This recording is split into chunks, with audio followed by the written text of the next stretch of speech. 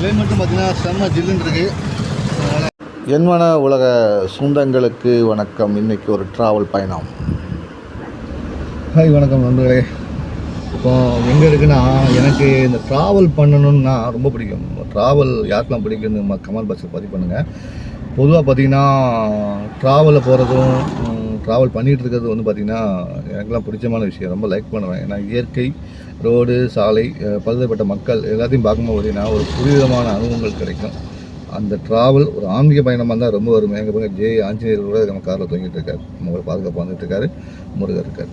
So ஆன்மீக பயணம் எந்த பயணமாக இருந்தாலும் அதை நீங்கள் மகிழ்ச்சியோடு பண்ணுங்கிறதான் என்னுடைய இது. வாங்க நம்ம கொஞ்சம் நேரம் வண்டி ஓட்டிக்கிட்டே பேசலாம். ஏன்னா இது இன்றைக்கி சண்டே, ரோடு கொஞ்சம் ஃப்ரீயாக இருக்கும்.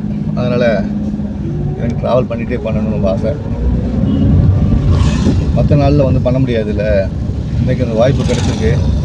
வாய்ப்பு கிடைச்சா பயன்படுத்துகிறோம். என்ன சொல்கிறீங்க? உங்களுக்கும் அந்த வாய்ப்பு கிடைச்சா பயன்படுத்துங்க.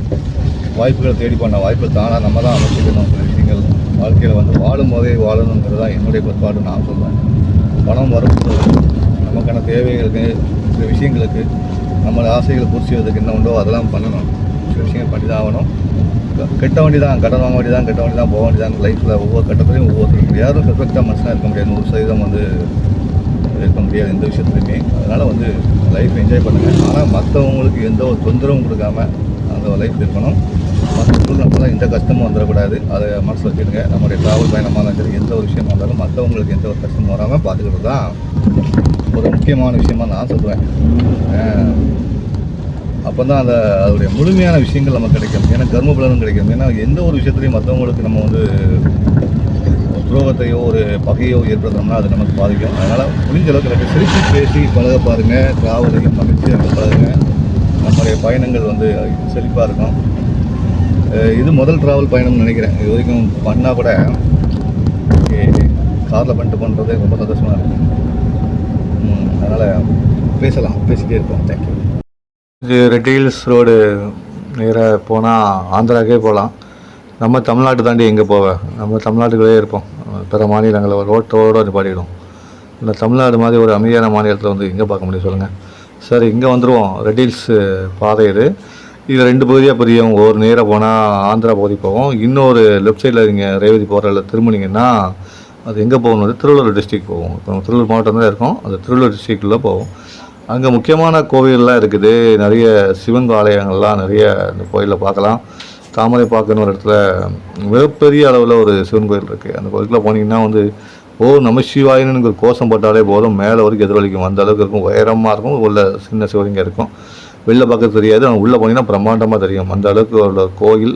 அந்த கோயில் போகிற பாதை இது. ரேவதிக்கு லெஃப்ட் சைடில் அந்த ரோட்டில் இந்த திருவள்ளூர் போகிற ரோடு இதில் போனீங்கன்னா அந்த கோயிலை வந்து சென்றடையலாம். இங்கேருந்து போனீங்கன்னா குறைஞ்சது 20 25 வருஷத்துக்குள்ள அந்த கோயிலை சென்றடைஞ்சலாம். பைக்கில் போனால் சரி, காரில் போனால் சரி. கார் இன்றைக்கி நான் தான் ஓட்டிகிட்டு போகிறேன். சிங்கிள் பர்சனாக விட்டு போகிறேன். எல்லாருமே காலாண்டு எக்ஸாம் இருக்கனால படிச்சுட்ருக்காங்க. ஸோ நம்ம தனியாக அப்படியே சுற்றுவோமே. நமக்கு ட்ராவல்னால் ரொம்ப பிடிக்கும்ல. தனிமையாக சுற்றுலாம் ரொம்ப பிடிக்கும்.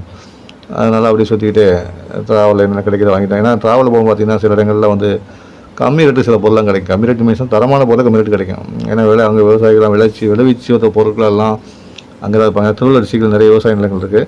கத்திரிக்காய், தக்காளி எல்லாமே அங்கே தான் பயிரிடுவாங்க. அது நேரடியாக இங்கே வந்து சாலை ஓரத்தில் விவசாயிகள் விற்கிறத பார்ப்போம். அங்கே ரொம்ப கம்மியாகவே இருக்கும். நீங்கள் எதிர்பார்த்த அளவோட நல்லாவே தருவாங்க. காய்கறிகள், அந்தமாரி காய்கறிகள் கிடைக்கும். அப்புறம் சோடும் ஃப்ரீயாக இருந்தது. இதமான காலநிலையாகவும் இருந்தது. கிளைமேட்டும் பார்த்தீங்கன்னா செம்ம ஜில்லுன்னு இருக்குது. அதனால் கிளைமேட் இந்த ஜில்லுன்னு அப்படியே ட்ராவல் நல்லா நான் சொன்னல சண்டேனா டிராஃபிக் கம்மியாக தான் இருக்கும்.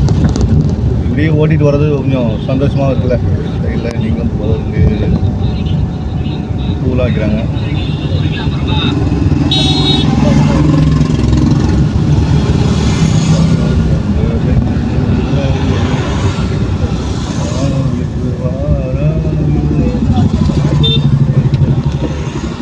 வண்டி ஏன் ஸ்டாப் பண்ணிட்டேன்னு பார்க்கிங்களா? பர்ச்சேஸில் போய் வண்டியை சைடில் நிப்பாட்டிட்டு அப்படி போனீங்கன்னா ஷூ வச்சுருந்தாங்க.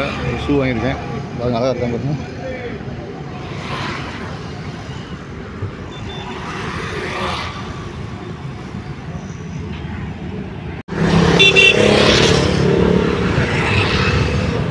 ஷூ தின்னாங்க, நம்மளும் 2 ஷூ வாங்கியாச்சு.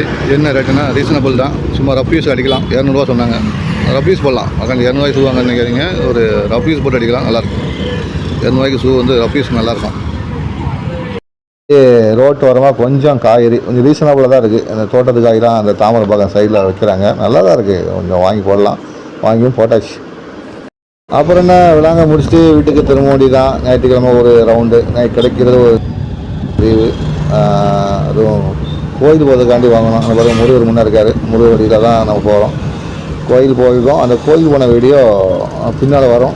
இப்போதைக்கு இது வெறும் ட்ராவல் வீடியோ மட்டும்தான் வந்திருக்கு.